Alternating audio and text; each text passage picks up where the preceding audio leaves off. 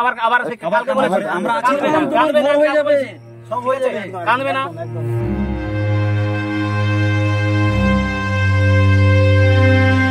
আজকে যে কোথায় গিয়ে বাড়িতে যেখানে ছিল সেইখানে চলে গেল, বাম্মা বকতে লাগলা, আবার সব কুটাকুটি লেবাইলা উঠেছে বসে। মানসিক মন যদি মানুষের স্থির না থাকে, কোথা থেকে খাবে, কে দেখবে, না থাকবে, লাঞ্ছনা পেতে পেতে একটা ভুল সিদ্ধান্ত নিয়ে নেয়।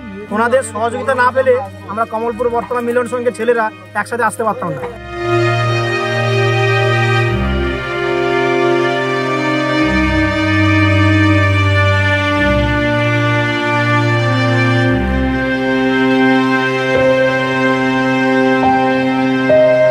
ওনারা এসছেন, এমনি দেখা করতে এসেছিলেন বলে ওনার জন্য পোশাক পরিচ্ছদ থেকে শুরু করে তার বাসনপত্র থেকে শুরু করে খাবার দাবার বা বালতি থেকে মানে এভরিথিং এনেছেন। এবং ঘর যখন হবে, ঠিক আছে, এরা এসে সবাই আসবে, 8-10 জন এসে বাঁশ কাঠ পিলার যাই লাগে, ঠিক আছে, সেগুলো ব্যবস্থা করবে। এখন হবে না, ওই মানে বর্ষার পরে সরকার থেকে বলে তো এর থেকে ভালো আর কি হয়। এটাই দেখে আমার সবচেয়ে খুশি হলো যে একটা বিকলাঙ্গ ছেলের প্রতি আপনার যে এই মিলন সঙ্গে যে আপনারা সবাই হাত বাড়িয়ে দিয়েছেন, এইটুকু আমার দেখে সবচেয়ে আনন্দ হয়েছে।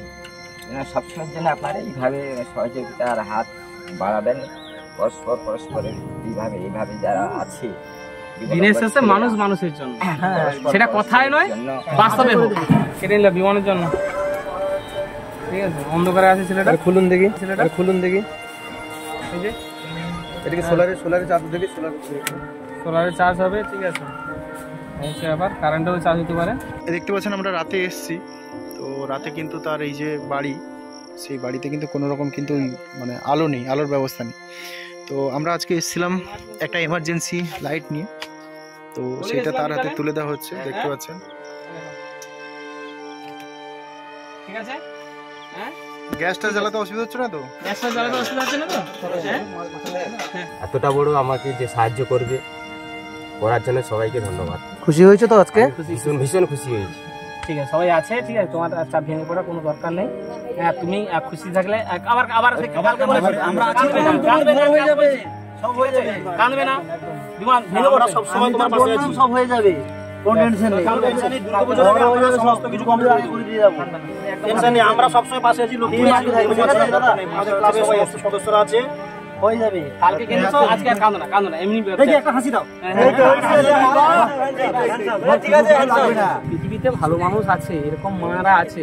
মা তো মাই হয় দিনের শেষে, তাই না? 19 জানাচ্ছি, প্রণাম জানাচ্ছি, হ্যাঁ, এরকম মায়েদের জন্য।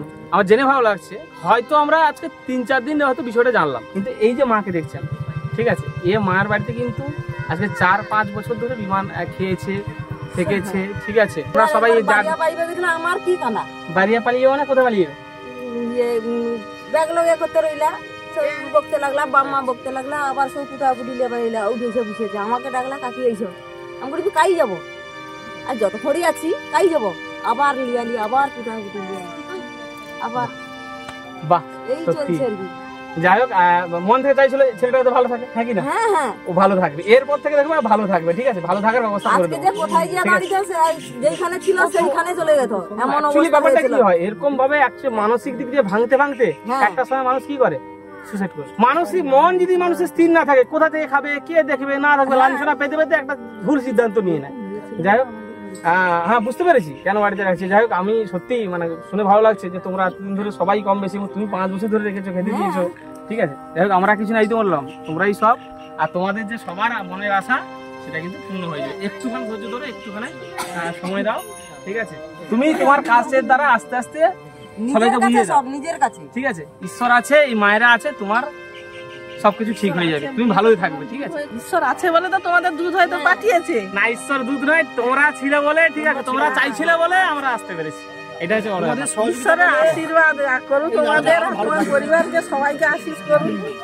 ওই প্রতিবন্ধী ছেলের পাশে দাঁড়িয়েছো, তোমাদের তোমার পরিবারকে সুন্দর করুন, আশীষ করুন ঈশ্বর। সব থেকে বড় ঈশ্বর হচ্ছে আপনারা যদি না রিপোর্ট দিতেন তাহলে আমরা আসতে পারতাম না, আমরা জানতে পারতাম না।